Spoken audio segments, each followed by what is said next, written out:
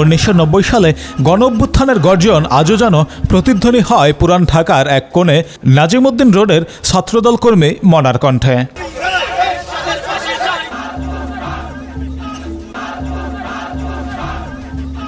1982 সালে স্বৈরশাসক হুসাইন মোহাম্মদ এরশাদের পতনের দাবিতে শুরু হয় দেশের সর্ববৃহৎ অসহযোগ আন্দোলন। ছাত্র, শ্রমিক, পেশাজীবী সব শ্রেণীর মানুষ এক কাতারে দাঁড়িয়েছিল স্বৈরাচার বিরোধী আন্দোলনে। দীর্ঘ 9 বছরের লড়াই শেষে 1990 সালের 6 ডিসেম্বর পতন ঘটে এরশাদ সরকারের। কিন্তু সেই বিজয়ের পেছনে লুকিয়ে আছে অজস্র ত্যাগের গল্প, অজস্র কান্নার ইতিহাস। তেমনই এক নাম শহীদ মনোয়ার হোসেন মনা। পুরান ঢাকার বংশালের এক তরুণ, যিনি ছিলেন ছাত্রদলের কর্মী, পাশাপাশি কাজ করতেন একটি হার্ডওয়্যারের দোকানে। স্বাধীনতার পর প্রজন্মের সেই তরুণটি বিশ্বাস করতেন গণতন্ত্র ফিরিয়ে আনতেই হবে। তাই 90-এর আন্দোলনে রাজপথে ঝাঁপিয়ে পড়েছিলেন মনা। 1990 সালের 10 ডিসেম্বর মতিঝিলে পুলিশের গুলিতে ঝাঁঝরা হয়ে যায় তার বুক।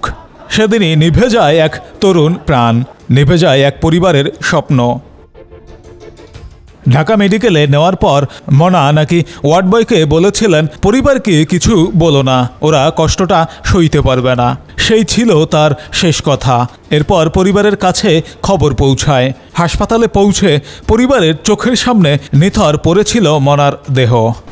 স্বদেশদা সাংবাদিক এসে বলল, এরকম মনার বাসা কোনটা। ওর তো পকেটে সব নাম ঠিকানাই ছিল। আল্লাহ পরে আইসা বললো এরকম বলতে চায় না মারা গেছে, বললো যে এরকম মনে অসুস্থ, সেটা বললো। মারা গেছে এটা বলতে চায় না, যে ওই যে বলছে যে আমার বোন অনেক কষ্ট পাইব, বড় বোন ভয় পায়, কষ্ট পাইব, সেই জন্য বলে নেই। সেই সময় মনার খোঁজ নিতে পুরান ঢাকায় গিয়েছিলেন সাবেক প্রধানমন্ত্রী খালেদা জিয়া।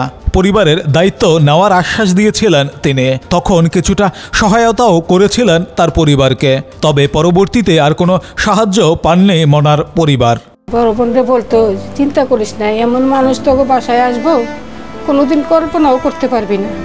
তখন এই প্রধানমন্ত্রী খালেদা জিয়া আসলো, যেদিন মারা গেল পরের দিন মনে হয় আসছে, আইসা সান্ত্বনা দিয়ে গেছে।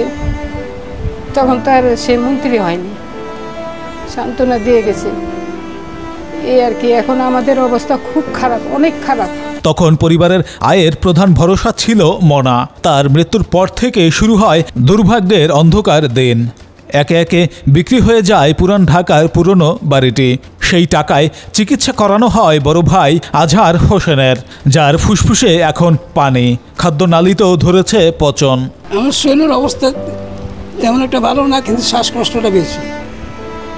এখন এটা আর কিছু করার নেই, আমাদের লাঞ্চ, এটা আর কিছু করার নেই, সবাই পার হয়ে গেছে। খালেদা জিয়া আপনার কয় তারিখে আসছিল এটা খেয়াল নাই, আসছিল কিছু সহায়তা করছিল, ওটা কার হাতে পড়ছে কে জানে, ওটা জানি না, আসছিল অনেকেই। আজহার হোসেন শহীদ মনার ভাই, এখন মৃত্যুর সঙ্গে পাঞ্জা লড়ছেন, কিন্তু চিকিৎসার খরচ জোগাতে পারছেন না তার পরিবার। বর্তমানে মনার ছোট বোন সালমা বেগম অন্যের বাসায় কাজ করেন।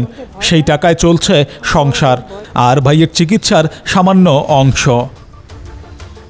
মনার বোন জানান, ভাই বিএনপির রাজনীতি করত, দলের ডাকে রাস্তায় গিয়েই প্রাণ হারিয়েছে। তাই বিএনপি এবং সমাজের বৃত্তবানদের প্রতি সাহায্যের দাবিও জানান এবং আরেক ভাইয়ের চিকিৎসার জন্য দাবি জানান। এই ভাই আমার সংসারটা চালাইতো, এই ভাই সব কিছু করতো, এখন এই ভাই নাই, আমাদের অবস্থা খুব খারাপ।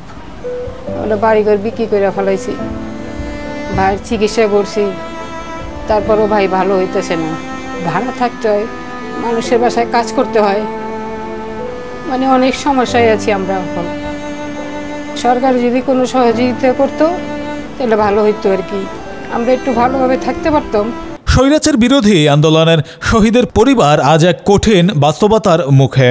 যে তরুণের রক্তে লেখা হয়েছিল গণতন্ত্রের জয়গান, তার ভাই আজ মৃত্যুর দ্বার প্রান্তে। আর রাষ্ট্র, রাজনীতি ও সমাজ সবাই যেন মুখ ফিরিয়ে নিয়েছে সেই পরিবারের দিক থেকে। এখন আমি যদি অসুস্থ পড়ে যাই, তাহলে আমি ভাড়া না দিতে পারলে আমি থাকতেও পারবো না। তো সরকার যদি কোনোভাবে একটু সাহায্য করতো তাহলে ভালো হইতো।